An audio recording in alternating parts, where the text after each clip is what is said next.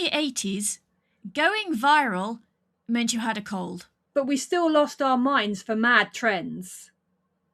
Hi, I'm Tasha. Hi, I'm Sophie. And welcome to the Publishing Things podcast.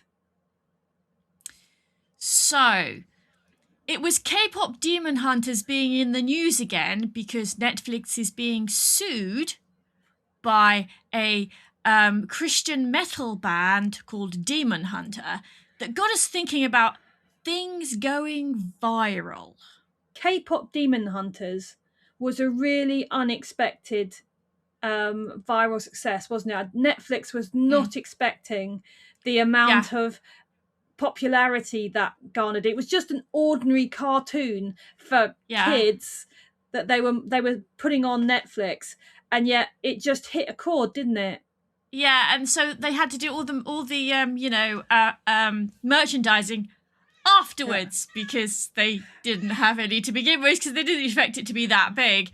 And of course, then the sequel was greenlit. So, they probably expected to be one of those little movies that just went onto Netflix. Maybe they could put it for a few awards because the effects were groundbreaking or the animation style. I don't know. And then, it just went. I mean, they did. Yeah. I mean, they even released the sing-along version, didn't they? I mean, it is an awesome movie. If you haven't seen it, you have to watch it. It really is good. Yeah. We're big fans of K-pop Demon Hunters. Yeah, so, and it's much easier to do that these days than it used to be, because back in the 80s, there was no such thing as social media. There was... We didn't even have the World Wide Web. No, that we didn't have that at all. Didn't start using that until the 90s. Yeah, and that was in the days of...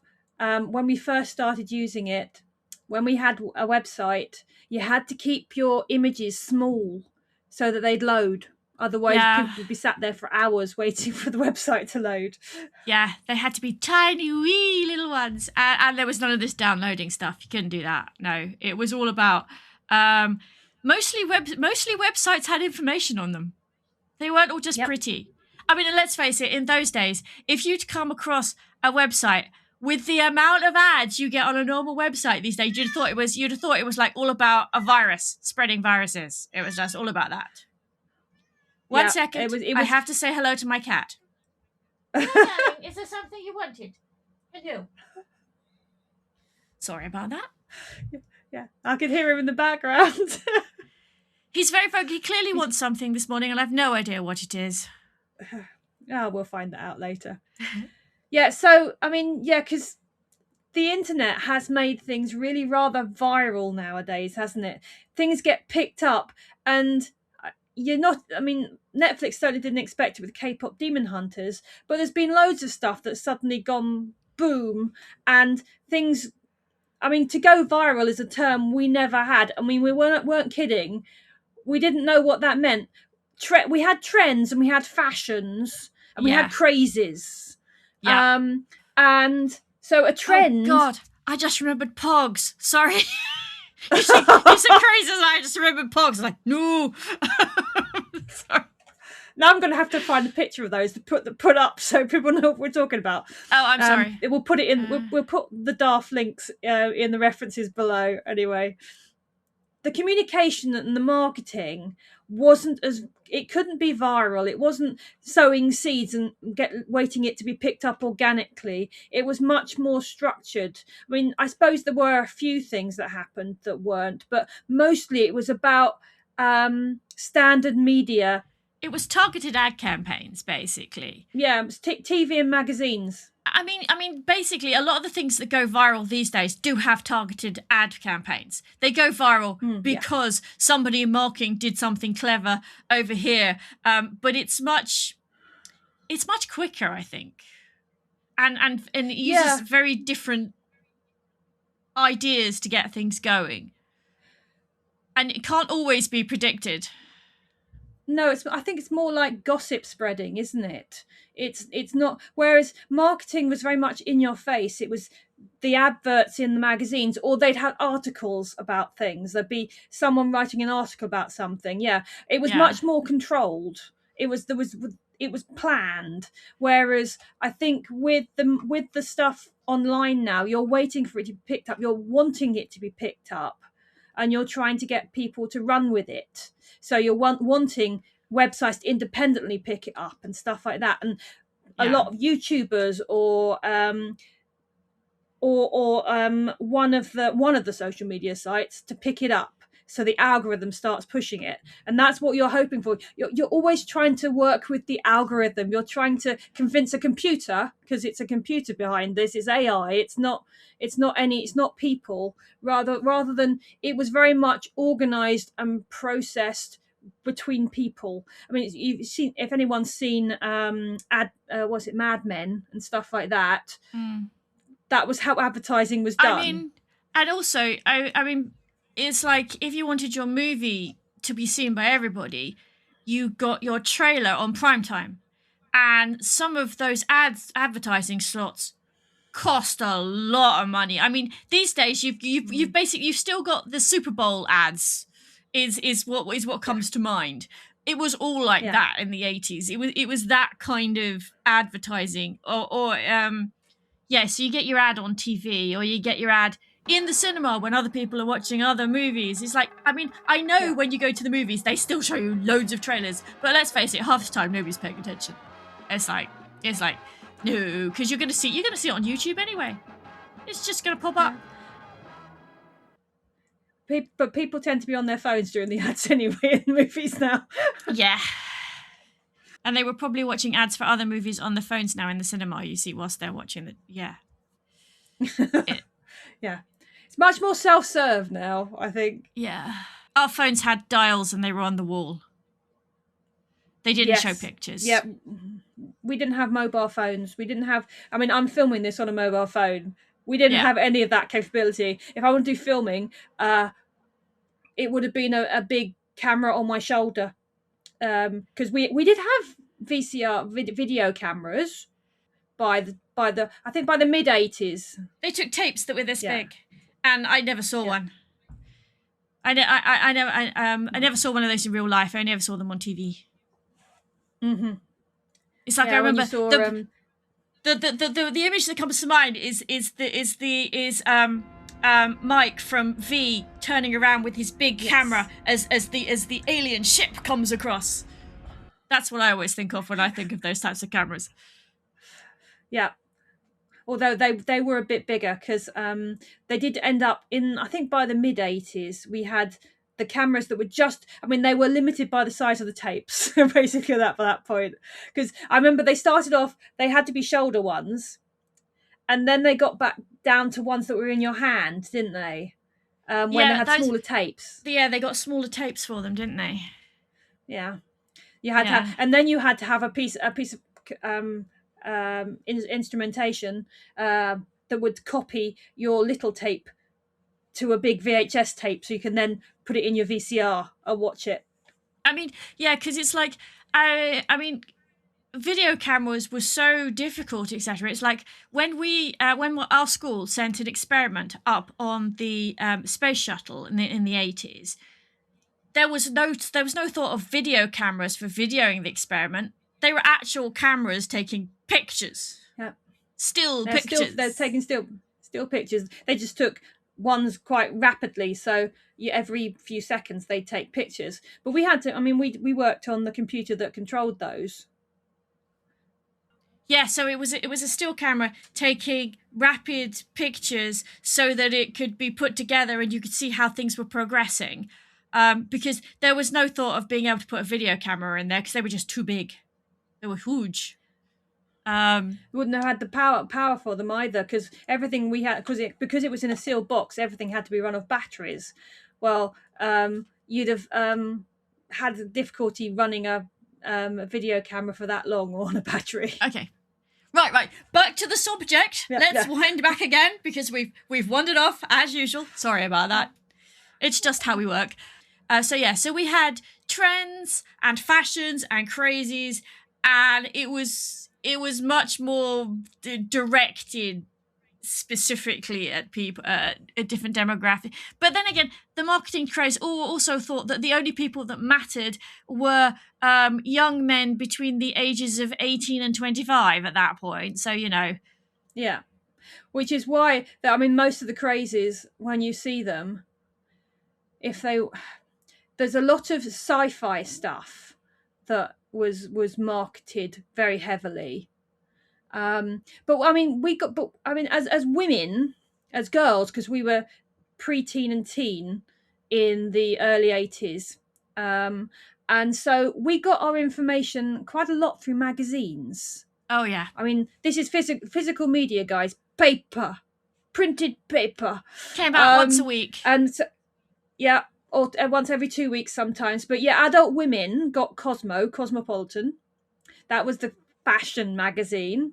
But as pre-teen and teens, we had our own magazines, and they were marketed quite heavily to us. I mean, I think we started when we had Bunty and Mandy, didn't we? But that there wasn't much marketing in those. No, the only thing that was marketed in those was the odd, buy this doll and things, and that was about it. Yeah, I think that the first one that was for us, which was TV and music, was Look-in. Do you remember Look-in? Oh, yes, I remember Look-in. We had the annuals too. We did. And I think, it was aimed, I think, with slightly younger kids. It was the pre-teen groups that Look-in was kind of aimed at. It was tweens. It was aimed at tweens. Yeah, it was tweens. Well, yeah, it was tweens. And I really remember it because Robin of Sherwood was in it. Oh, yes. Yeah. So Look-in, it had pop and TV, so you'd end up with them. I'll put some covers somewhere around so you can see them. But they had the TV, all the pop stars on the cover. So there was Wham, and I think even Adam Ant was on there at one point. So they did mix it, so it wasn't just music and it wasn't just TV. They had both. But Robin of Sherwood, I was kind of in love with Robin Hood. Michael Praed was just so dreamy. Yeah, because I loved Robin of Sherwood, and of course they had in Look-in they had a what do you call it? Comic strip. Comic strip. It was a graphic novel style bit of and it was weekly. And so they had Robin of Sherwood in there, but also it's big. If a show was popular, I think lots of things attached to it became popular too. Yeah, because, like the music. It was Clannad, who were an Irish band. They became mainstream. They went from being an Irish folk band, I think, to being. They were full mainstream. They were on top of the pops and everything, weren't they? I think. Clannad, yeah, because they sang the theme tune and also all the incidental music. And shall I tell him the story about trying to get Clannad's album? Oh, this is funny. Okay, so we're like, we send our mother to town because we can't get to town because and town is a long way away because we grew up in the sticks in a tiny little village, and so Mummy was going into town, and we asked her if she could get us Clannad's album Legend, which was the album from Robin of Sherwood. Again, I'll put the picture up somewhere. Yes. So Mummy goes off into town, and she knows nothing about this. The last time she bought an album was probably Nana Muscuri. So she goes into W.H. Smith's and asks them very nicely for the album Legend.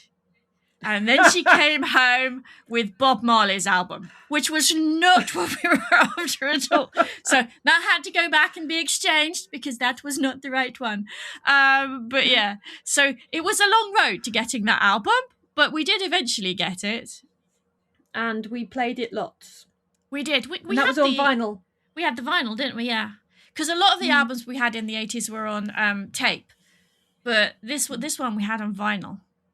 I mean, I'm We assuming did. I'm assuming I've still got it somewhere. You have. Because I've got all of our albums and stuff from the 80s, when we were still buying vinyl.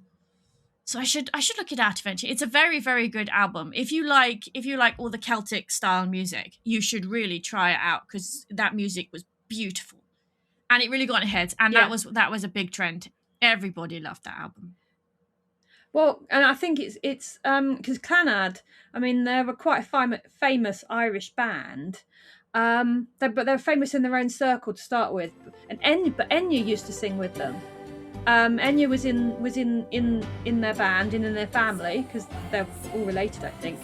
And she used to sing with them, and it made her too, because there was this trend for Celtic music. We had Enya became really popular, and I still like Enya. It's lovely to listen to Enya. Clannad, I don't have so much of Clannad stuff. Very relaxing, yeah. I think Clannad actually.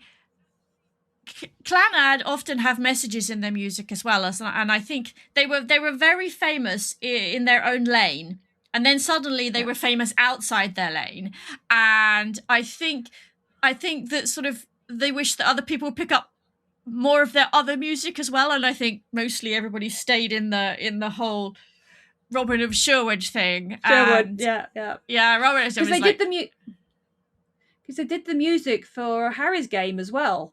So that it wasn't the only music they did, but I think Harry's Game wasn't as popular. Not quite, no. But then Robin of Sherwood was all swords and arrows and a bit of sword and sorcery as well, slightly. And with Herne the Hunter. And of course, you're talking, and this was of course showing in the place that only had 4 channels. So everybody was watching this on a Saturday evening. It was a Saturday, wasn't it? Yeah, it was a Saturday. Yeah, I think it was Saturday, yes.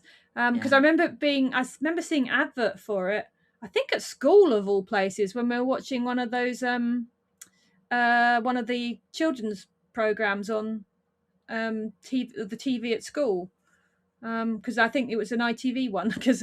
But I remember seeing it advertised, and everyone was quite excited about it because it was really mystical and different, and because we hadn't had any, we'd got all the cop shows and stuff. We had Shoestring and the Chinese Detective and all those kind of things at the same time. But I think because it was, I mean, it's a big production. I think it was HTV of all people. It was HTV, because because it's meant to be set in Sherwood Forest, but it was actually filmed down in the West Country because there's not much of Sherwood Forest left. No, there wasn't enough of it to do all the filming in, so they had to go and find a different forest. It was an HTV production. I seem to remember that because I remember the logo. But yeah, so that was one. So that was one of the trends we had. For Look-in. And then when we got a little bit older, we moved on to Smash Hits and Just 17. Soph had Smash Hits and I had Just 17, I think. Yeah. Yes. And Just 17 did movies and music and even makeup. Sometimes it was one of those magazines where you get free stuff on it every now and then. And they'd give you, it's like, I remember I had a pencil case that came with it, which actually supposed to be a makeup case, but I used it as pencil case. Because I wasn't really into makeup. Nah, not at that point anyway. Had to wait till being a little bit older for that. And I had Smash Hits, which was, I mean, that was more music. And they did have movies in it too, because I remember we got quite a lot of, because the inside of the middle bit of the magazine, the centre spread, you could pull it out and stick it on your wall. So, and it would be whatever pop stars and things. Because Just 17 had that, but I think both of them had that, didn't they? Just 17 and Smash Hits had the centre fold stuff. And Smash Hits would sometimes come out with stickers. Yes. You get stickers for a certain thing that would come out. I remember we got... And we were so impressed with them sometimes, we used to tear them up to stick up the posters on the wall. Yeah, because we weren't interested in that particular, whoever was on that sticker. Not because our bedroom, we shared a bedroom when we were tweens and teens. We had our walls and our ceiling was covered with posters. from these magazines. Yeah, every now and then you did wake up and there'd be a poster on your face because it fell off the ceiling. But needs or just must. or hanging down. Yeah, to go, Yeah, oh, hanging down and back up, flapping. Yeah. But yeah. So yeah, we did actually use several of those stickers to actually stick other posters up. I remember that. We did. But But yeah. I mean, the important thing, these magazines were how we found out about things. I mean, yeah, there was things on telly. I mean, we had the magazine shows, called magazine shows on telly as well. The kids shows where they'd have different things, like they'd be interviewing pop stars and stuff like that. But a lot of our information came from the magazines. But of course, Top of the Pops was the most important for seeing what was in at the moment. Yeah, it was, yes. I mean, Top of the Pops that was for music, yeah. That was for music. Top of the Pops was the most important. And then you had, but it's like the Saturday morning TV shows for the kids would have bits about movies and stuff. I remember when Labyrinth came out, they did a huge thing on, it wasn't Swap Shop then, it was the next one, wasn't it? Going Live? Going Live, yeah. They had a huge thing about Labyrinth on there, and they'd have competitions. They'd get people interested by doing all these different competitions. That was one of the big things. I mean, it's like there would be competitions in Smash Hits and Just 17 as well, and you had to write it on a postcard. Name, address, and answer on a postcard. That's why there is the saying "answers on a postcard."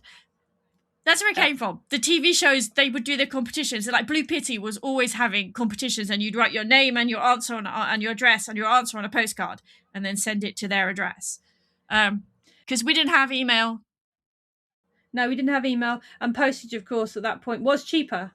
Oh yes. Yeah. You didn't have to pay. You didn't have to. Yeah, £2 now. Yes. Yeah. You didn't have to sell a kidney. You didn't have to sell a kidney to send something via post in those days. I think it was 7p at the beginning of the 80s, and I think it was a massive 15p by the end. Yeah, something like that. It was because, of course, that was our only means of communicating long distance. No text messages, no emails. It was, you put it on a postcard or you put it in an envelope and sent it off. Yeah, because I had a pen friend who I used to send letters to. I think it only lasted about 3 letters. Neither of us were very enthusiastic in the end. But we used to share information about, because, my pen friend, she was only from Surrey, but I had no idea what Surrey was. I'd never been to Surrey. It was an exotic location to the west somewhere. Journey to the west and everything. Yeah. The world did seem very big when you were that age, didn't it? Very big. It did. And I think the internet has made the world smaller. Yeah. We have a lot more contact with people. I mean, the only experience we had of the United States was watching TV shows and watching movies. We couldn't talk to people in the US unless we had family over there, and we did a long distance phone call. But that didn't happen very often. So the world was a much stranger, more exotic place, I think. I'm not sure which is better, to be honest. Because I think there's pros and cons for both. There are pros for instant communication and cons for instant communication. It's like everybody's on 24/7 these days, whereas we weren't. Yeah. We were totally unplugged half the time. I mean, it's like we got our information once a week. Yeah. Once a week. If there was a magazine and the Saturday morning TV shows and possibly, maybe an evening TV show here and there, but most of those were designed for the older teens into the early 20s.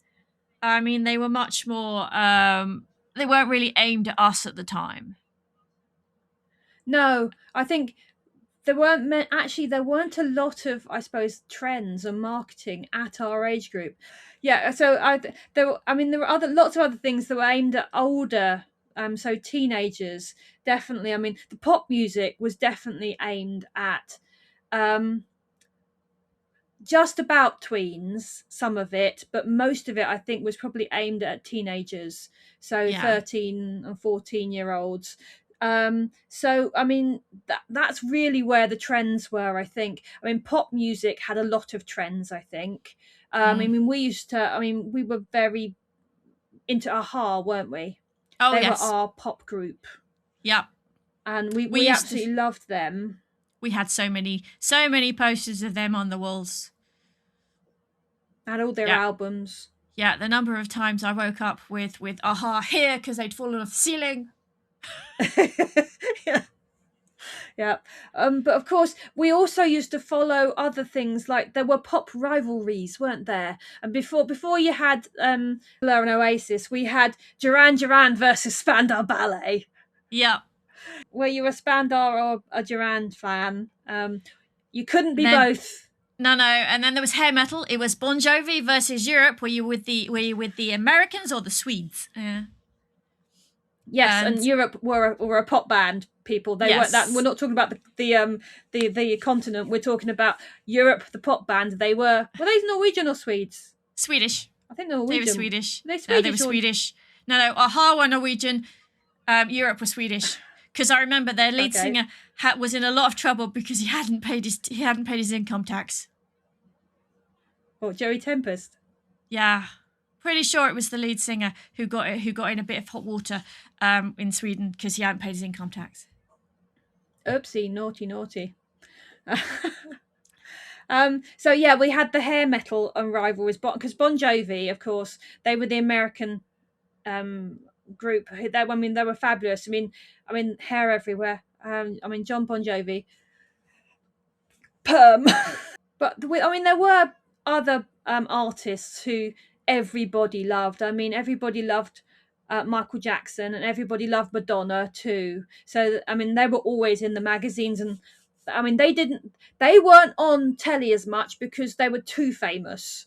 They might have been on Top of the Pops once or twice, or their videos were on Top of the Pops lots. Yeah. But they weren't ever in person because they were too big to actually appear in person. So we saw them through their music videos when MTV actually played music videos. Although I do remember Madonna appearing on Top of the Pops when she was still an up and comer.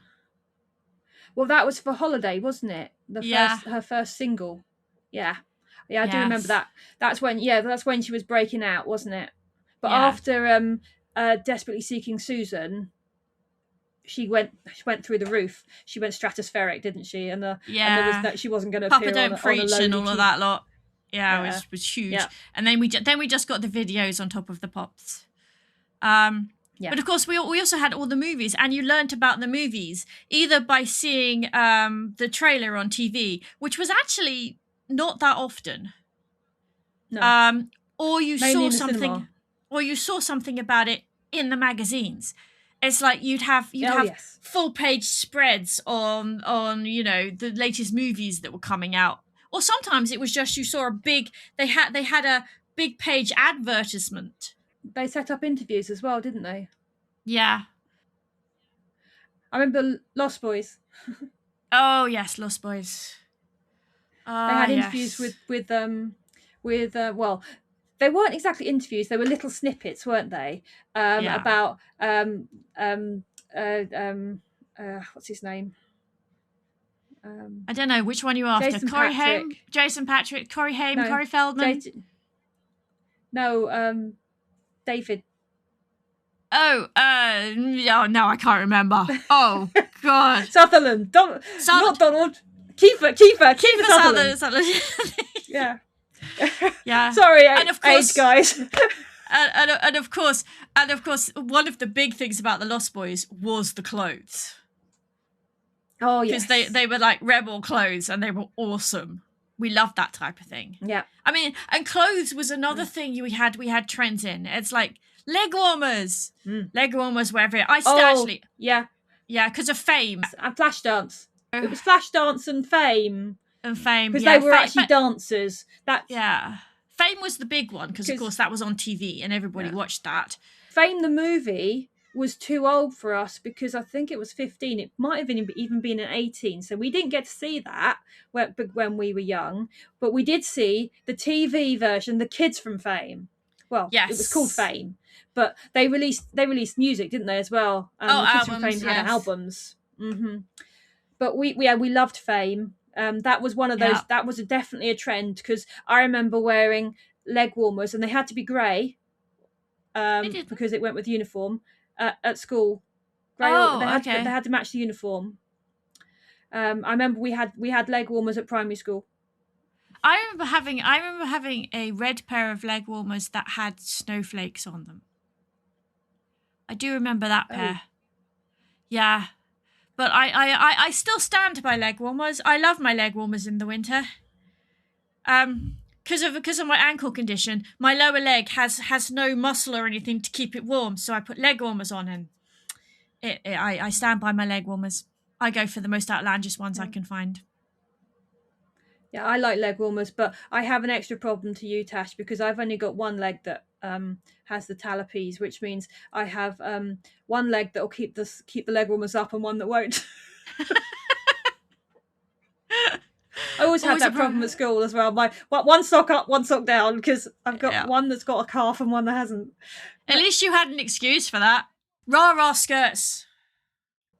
Oh goodness, they were horrendous things, but yes, they were very popular in the mid-80s, weren't they? I remember them on top of the pops, lots of not just the acts on top of the pops, but the kids bouncing around and dancing. A lot of them had rah-rah skirts on. I mean, they were awful. They were. Puffballs were worse. They were even worse. They keep trying to bring puffballs back. I keep seeing puffballs. It's like, no. They were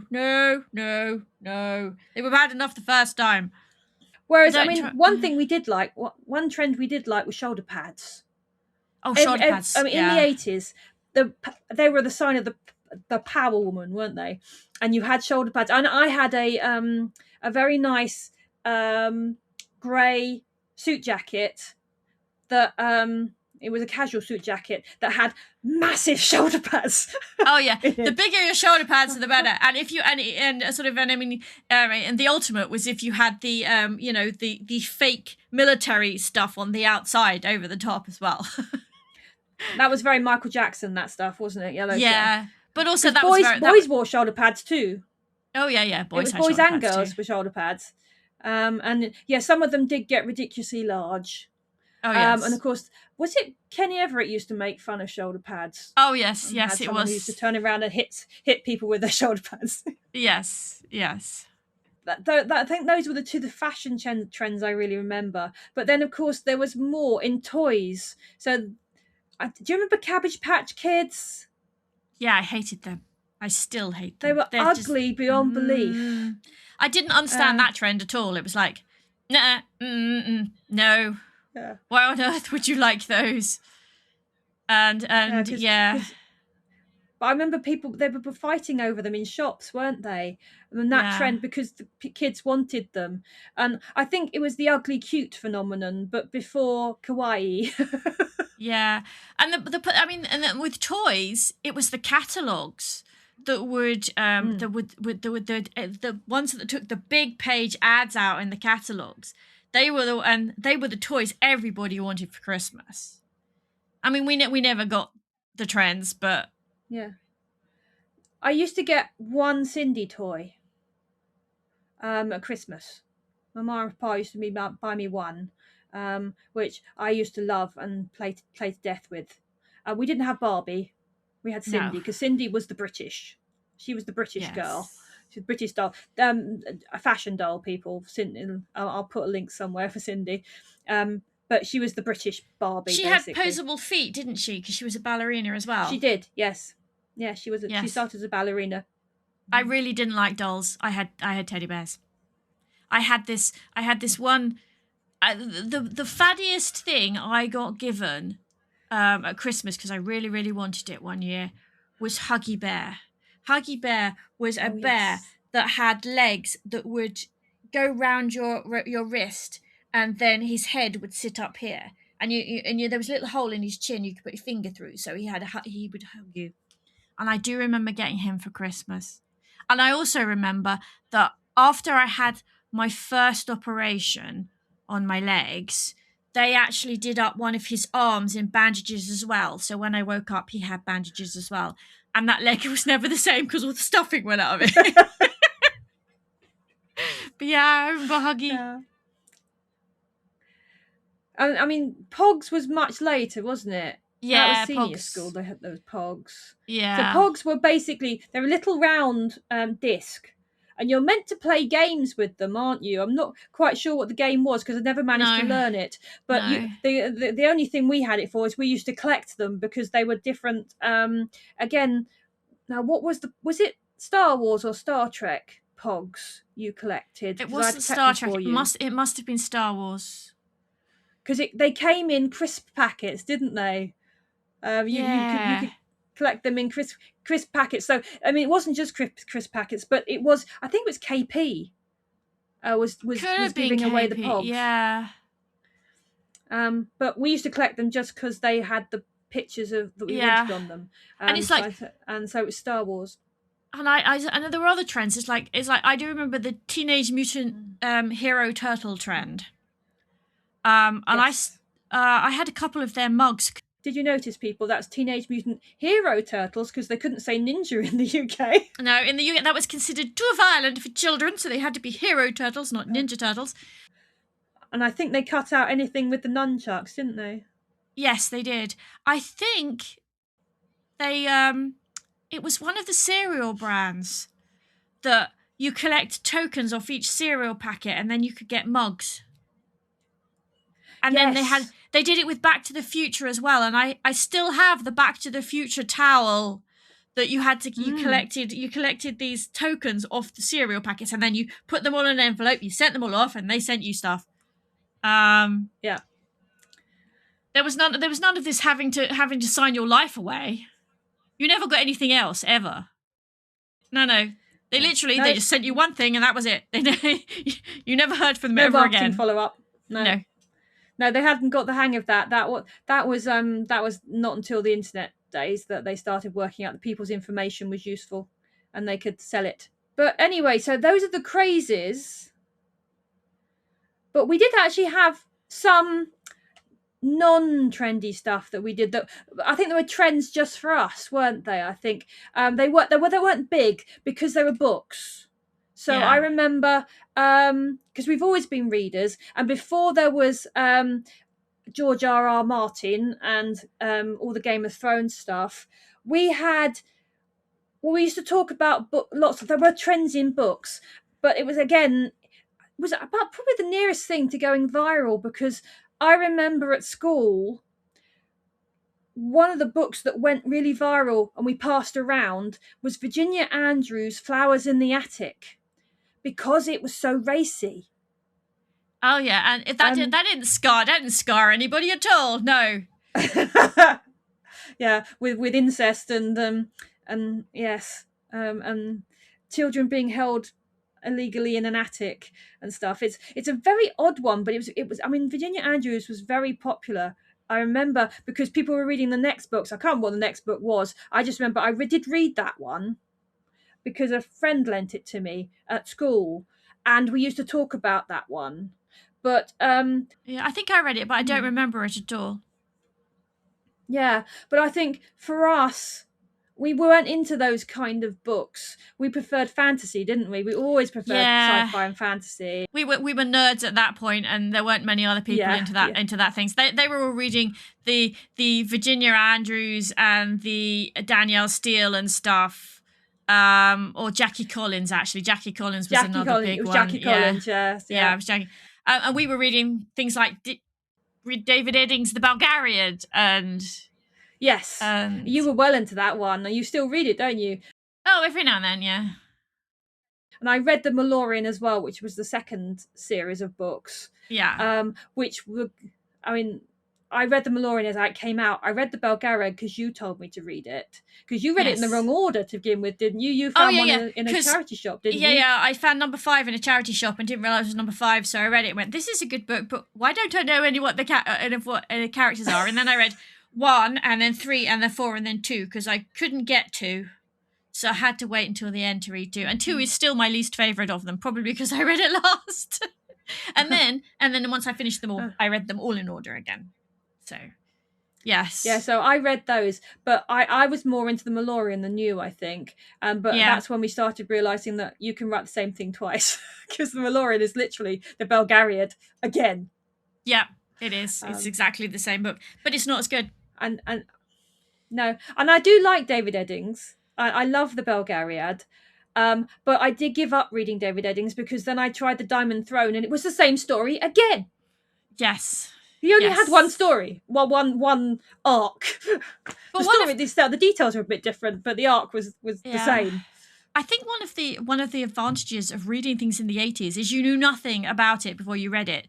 So it was very interesting and a big shock. And also, you didn't know anything about the authors either. Authors were allowed to be mysterious and not known in the 80s. It was awesome. You didn't have to know everything about your favourite author or whether they were problematic or anything. You could just read their book and that was it. And because we didn't have any of the problems that we have with J.K. Rowling and stuff like that now, knowing because they're online, whereas I didn't even know what David Eddings looked like until I was doing the research for this video and went and found a photo of him.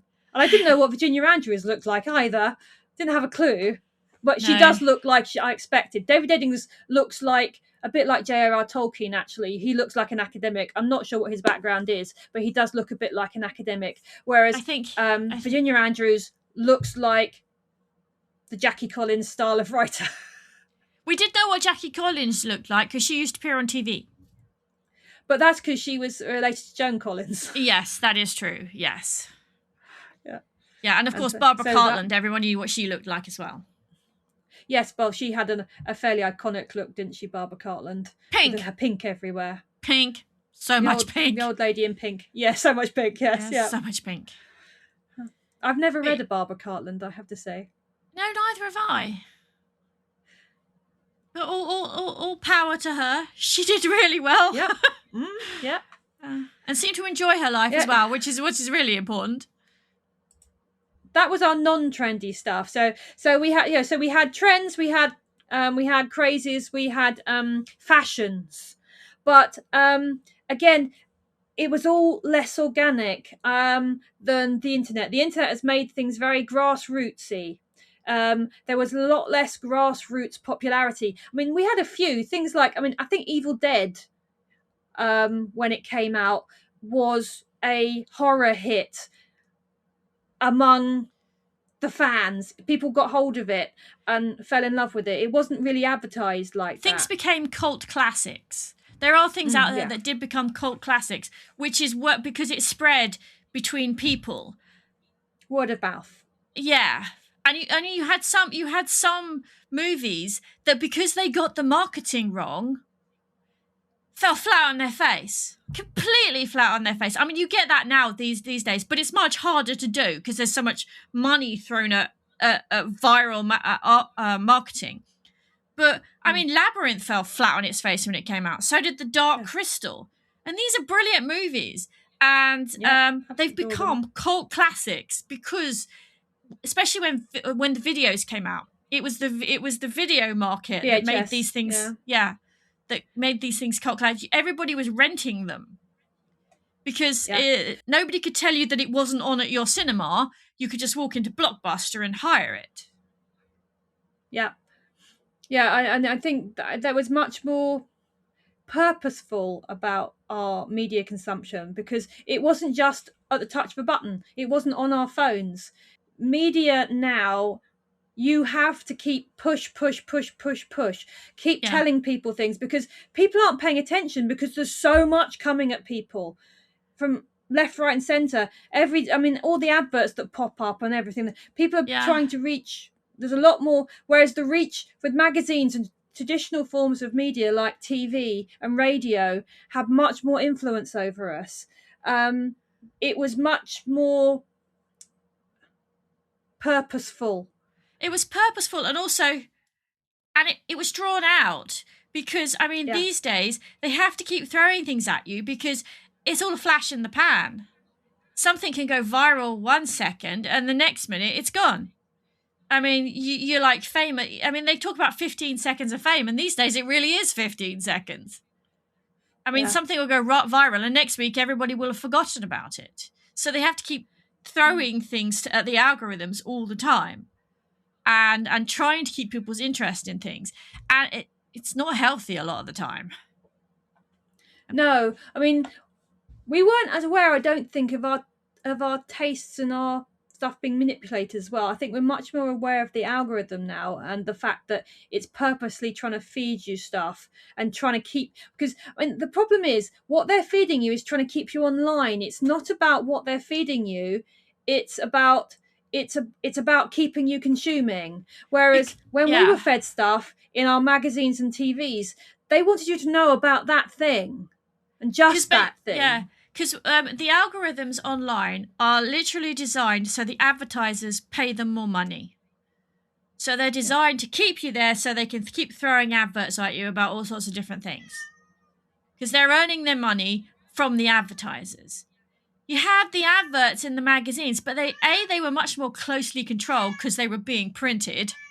Everything was much more thought out, I think. I mean, they do think about things for viral advertising, but it's an entirely different thought process because it's quick. I think it's quite sad, really. It is. And things stayed alive much longer. But also, I think we have lost something with also the binging of TV shows, because a lot of what made things popular and spread the popularity was talking about it, because you saw the episode and then you wanted to talk about it because you had to wait till next week, so you couldn't just watch the rest of it. You had to talk about what you just watched, and everybody was talking about it. That's what they were after. They were after the I mean, it's a very American term because we don't have them, but water cooler moments. That's what the advertisers were always after, and the TV shows were after. They wanted you the next day to stand around talking about it, and they're standing around in America the water cooler, whereas we probably just sit in class and talk about it. But it was the same thing. That's what they wanted. They wanted people talking about it and continually talking about it. They wanted to keep it in your minds, whereas now it's a flashbang. Flashbang done. So the number of trailers you have for something now, you have the pre-trailer and then the pre-trailer and then the actual trailer, and it's like, excuse us? And half the time the trailers are terrible. You had one chance with the trailer, because you'd either see it in the cinema or you might see it once on telly. Yeah, I mean that's something else. It's much easier to put those kind of things together now as well, because it's all digital. It's not on film. It doesn't have to be put onto a reel and sent to the cinema so they can put it up for the adverts and stuff. It's cheaper, it's quicker, you have many different versions of things, whereas you were lucky if you got two different trailers for something, whereas now they have I mean, we've been going to the cinema very rarely recently, but every time we've seen something, it's been a different type of trailer. And sometimes they will literally have trailers that go with a particular movie. So they'll have one type of trailer for that movie and one type of trailer for another movie. Whereas the only thing I think that controlled the trailers for us was age. They would control the whether if it was a U or a 12 or a 15 or an 18. Or PG. Or PG, yes, sorry. And one of the big things about marketing these days is they expect you to do it for yourself, especially in the publishing industry. They expect the author to do all the marketing for themselves, and it's like, seriously? You've got a budget. They're taking all this money out of the book, but they're not putting the marketing budget. It used to be that the marketing budget was the big thing about these book launches and everything. And these days, they expect the author themselves to do most of it. It's a bit crazy. Yeah, it's about all about. It's again. There's more books released. There's more video released. It's access is cheaper and easier. Therefore, they're not putting as much effort into the marketing that goes behind it. So, but we still do get trends. Sorry, things go viral. K-pop Demon Hunters, I think, was a really good example that took Netflix by complete surprise. Mm-hmm. And I mean, I'm still going into shops and seeing K-pop Demon Hunters. I mean, they're selling the noodles and stuff now as well. You can, in Morrison's, you can get the K-pop Demon Hunter noodles. I'm thinking, yeah, I don't think I want them. And half of the back to the school stuff is K-pop Demon Hunters as well. I know, because I was walking through it going, and you can't help it. You go, ooh. Yeah.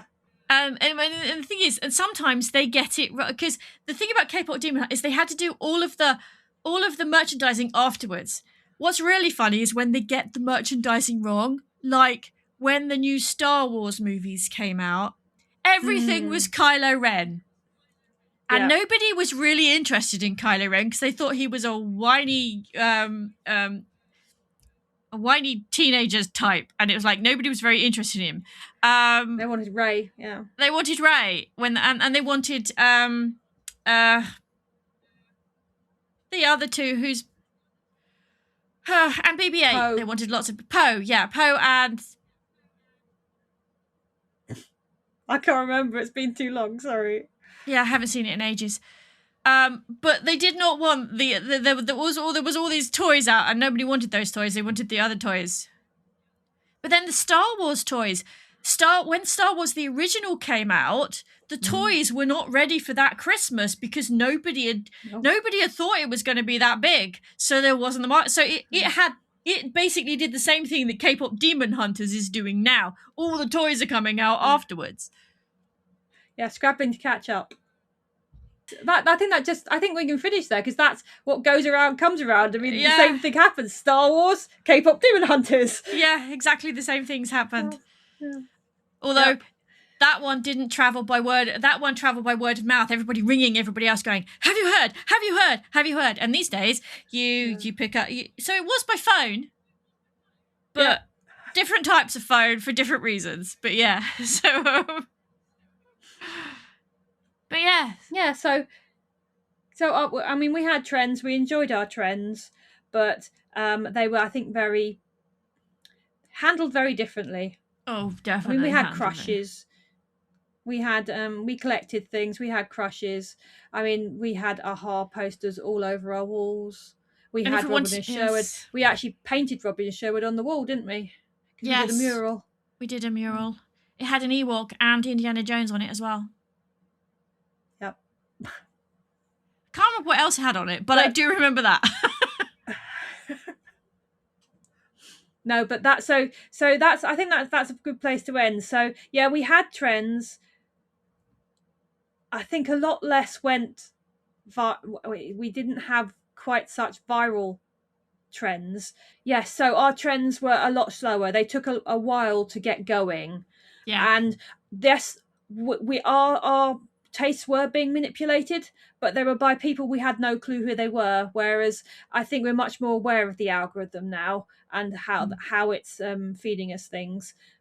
And I mean, for us, because we're actually on YouTube, we're aware of the algorithm as well. Not that we've got the hang of it, but then so help us with the algorithm, folks. Please like and subscribe. Like and subscribe, and do you have any trends that you fell in love with? Did you love K-pop Demon Hunters? Were you into Star Wars in the 80s, or even the new ones? Or were you in the 90s? Did you get when they were re-released?